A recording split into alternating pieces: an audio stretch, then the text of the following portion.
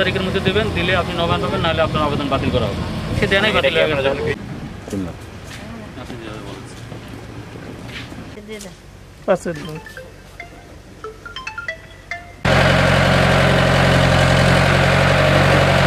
আসলে মানিকগঞ্জে যেগুলো অবৈধ ইটভাটা ছিল, আমরা জেলা প্রশাসনের নেতৃত্বে সবগুলো ইটভাটাতেই সতর্কতামূলক মোবাইল কোর্ট পরিচালনা করেছি।